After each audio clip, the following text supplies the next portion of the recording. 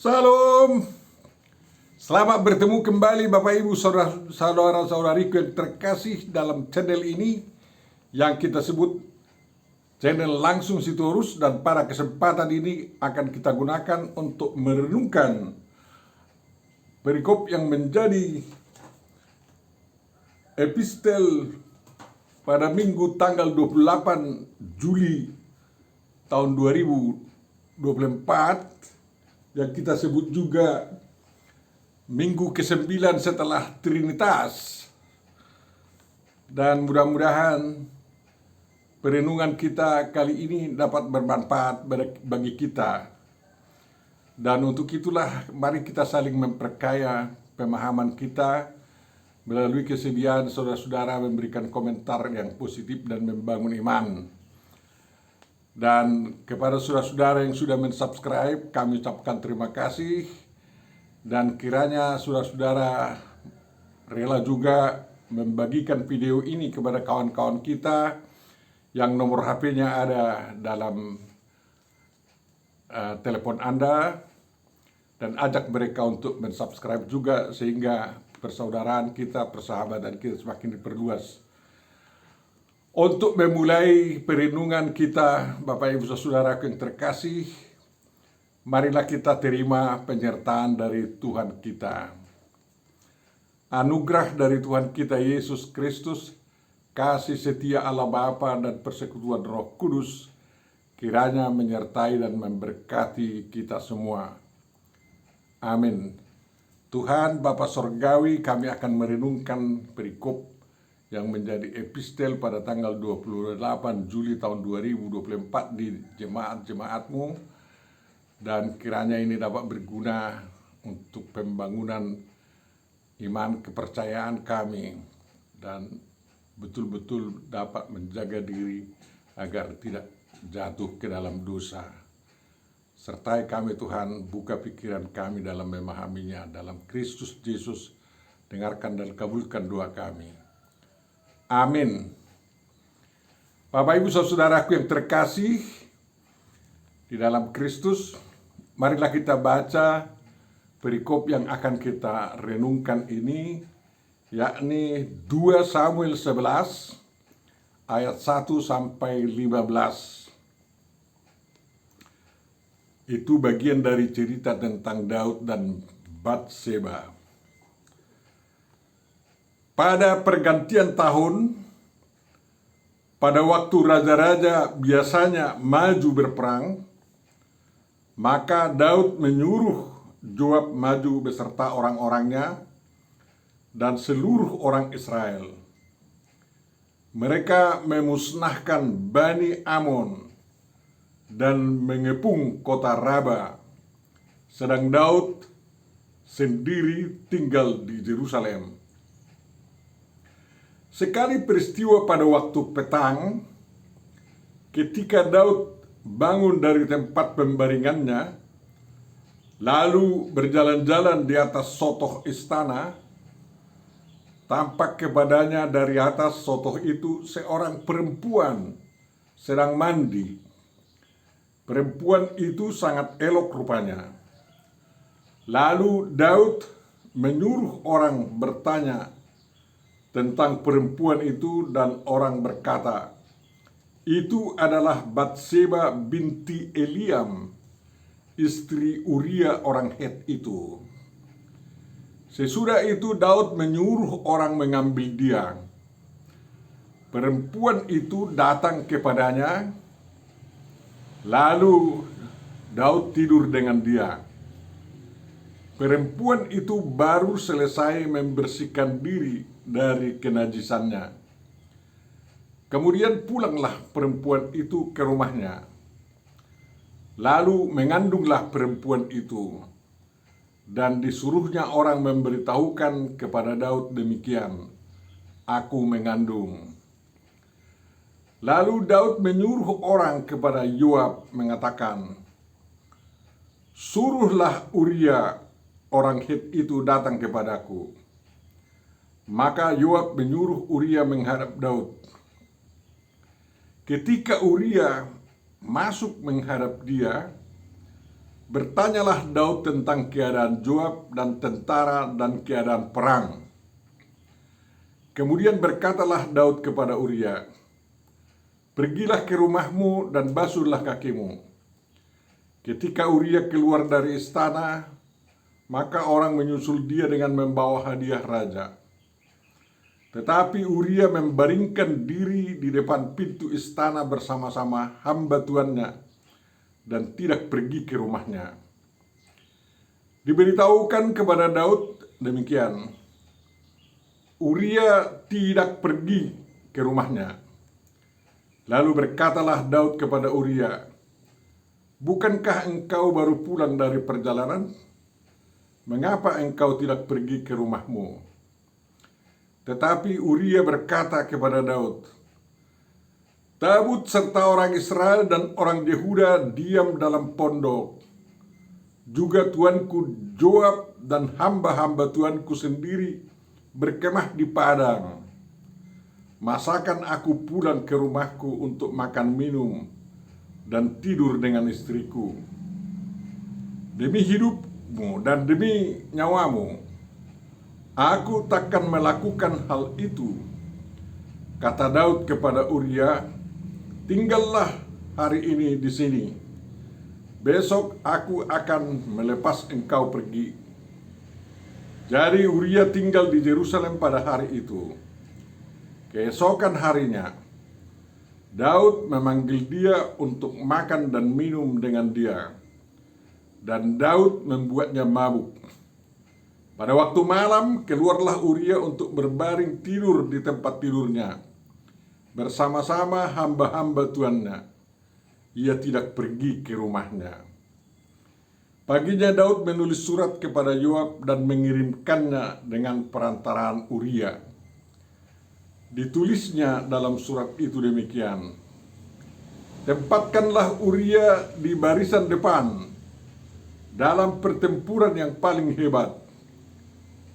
Kemudian kamu mengundurkan diri daripadanya supaya ia terbunuh mati." Demikian firman yang akan kita renungkan, Bapak Ibu saudara-saudariku yang terkasih. Yang berbahagia adalah orang yang mendengar, memelihara, memahami, menghayati, dan mengamalkan firman Tuhan.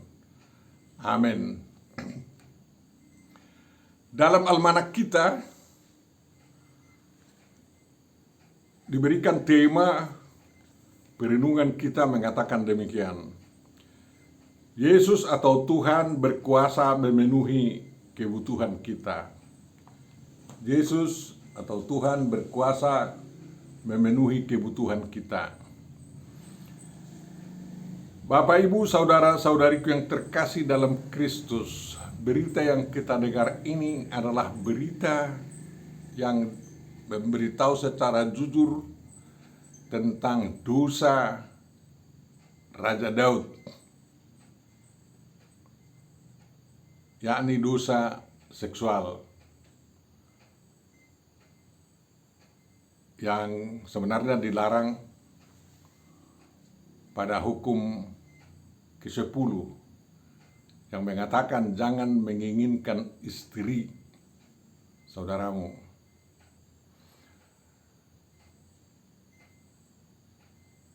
Dosa seksual itu karena Daud tahu hukum Tuhan, tapi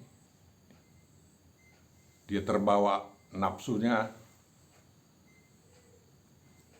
mengadakan persetubuhan dengan Batseba dan menghamilinya. Kalau Batseba tidak hamil, mungkin sekali dosanya tidak akan ketahuan. Bapak, Ibu, saudaraku yang terkasih, dosa seksual terjadi karena seorang laki-laki dan seorang perempuan lupa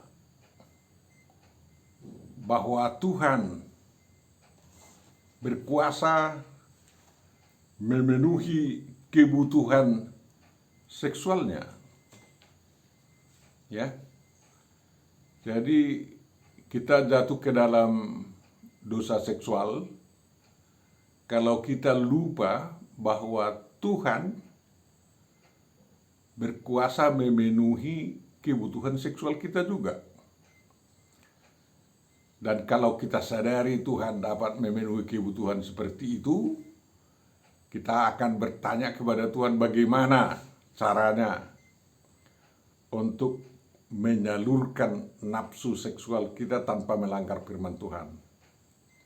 Itu tanggung jawab. Dan sebenarnya itu tidak susah. Ya, baik perempuan maupun laki-laki dapat menelusuri atau menanyakan Tuhan bagaimana dia untuk memenuhi nafsu seksualnya. Baik itu pemuda, remaja, maupun laki-laki dewasa yang sudah bapak-bapak, yang belum bapak-bapak, maupun perempuan yang masih gadis atau yang sudah berkeluarga atau yang sudah janda. Mereka masing-masing dapat bertanya kepada Tuhan bagaimana dia dapat memenuhi kebutuhan seksualnya tersebut. Sebelum peristiwa ini, Daud yang memang seorang jantan sudah punya istri. Sewaktu dia memerintah di Hebron juga sudah punya istri, sudah punya anak, dan itu merupakan jalan yang sah untuk memenuhi kebutuhan seksualnya. Lalu setelah dia merebut Yerusalem, diberitahu dalam 2 Samuel 5 ayat 13 bahwa Daud masih mengambil beberapa istri dan istri-istrinya itu melahirkan anak-anak laki-laki dan perempuan. Di sana disebutkan nama anak-anak laki-laki Daud tersebut. Lalu entah kenapa ya, dia masih kurang rupanya istri sama dia.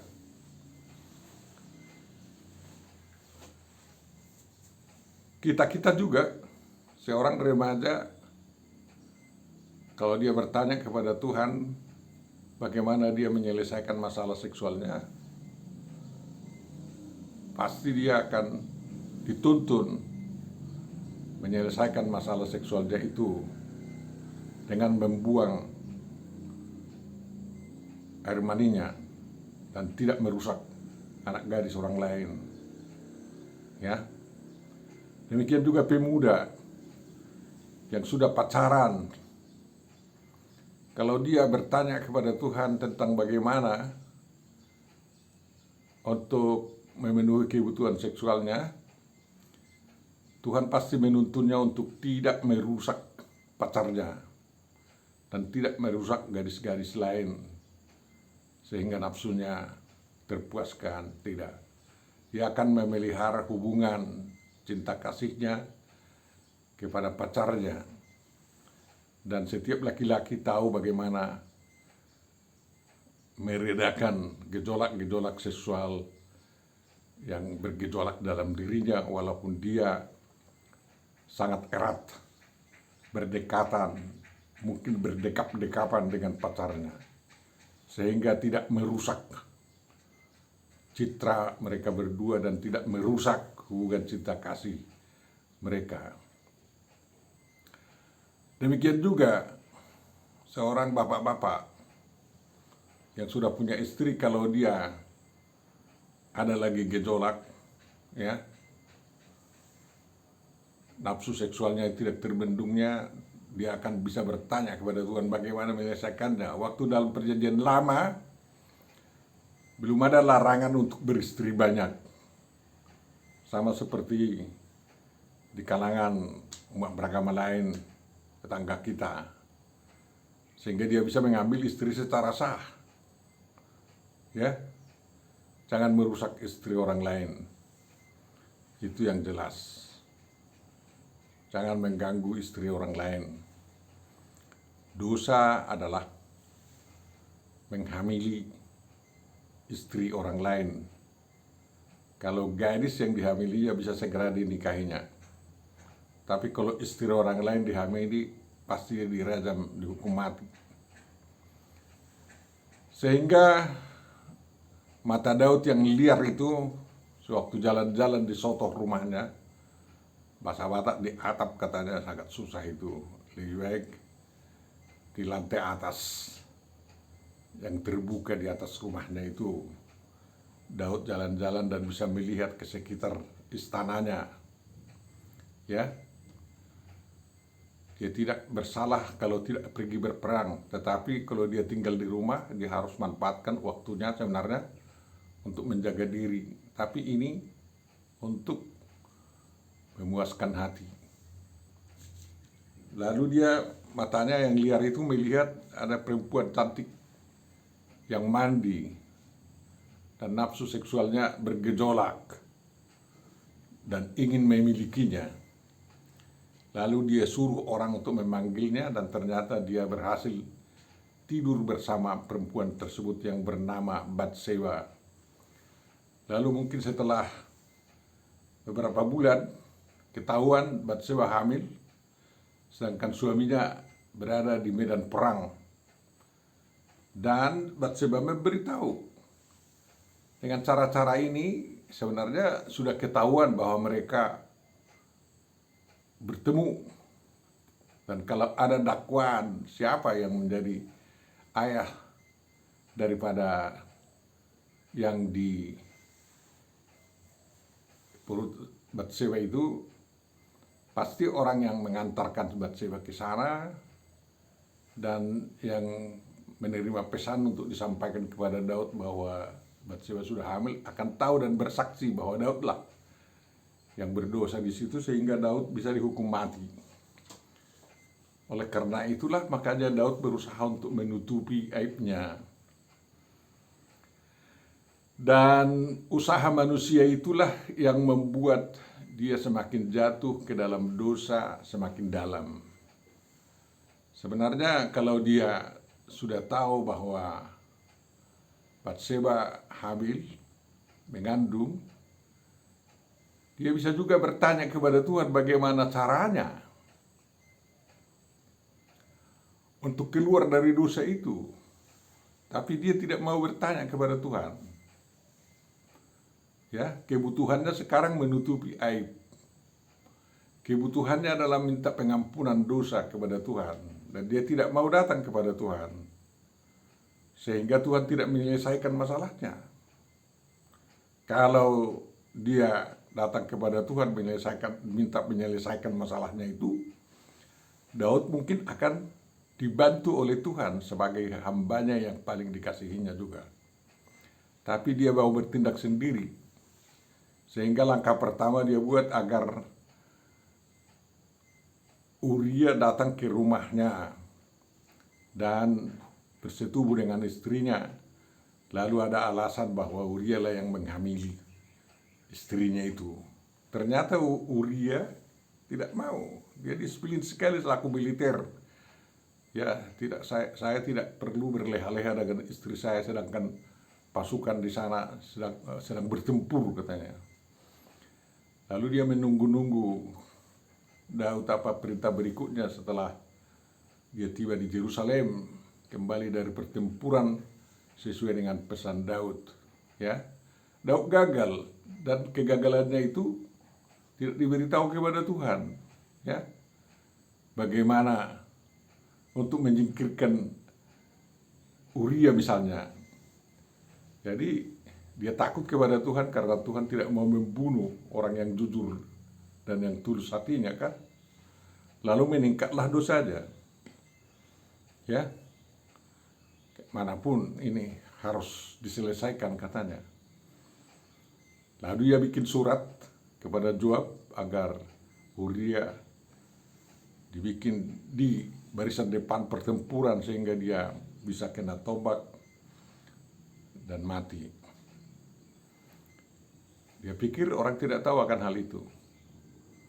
Ya, memang bagaimanapun cara manusia untuk menutupi rencana-rencana jahatnya, masih ada yang melihat, yakni Tuhan.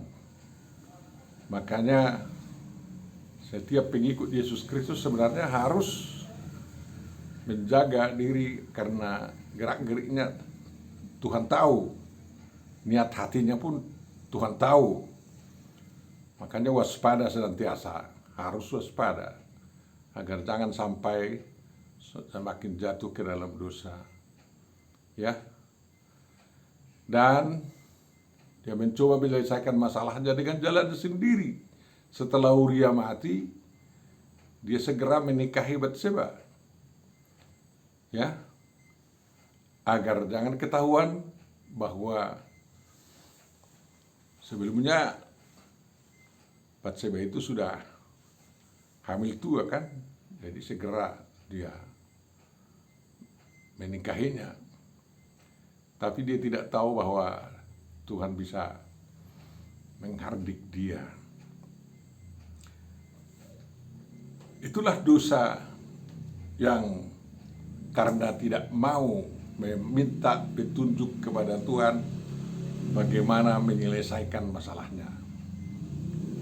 Ya, kalau memang Daud waktu itu mau melapor kepada Tuhan bahwa dia telah melakukan dosa, ya, sebelum Nathan datang kepadanya, sebelum Uria mati, pasti ada jalan penyelesaian yang diberikan oleh Tuhan karena dia adalah raja.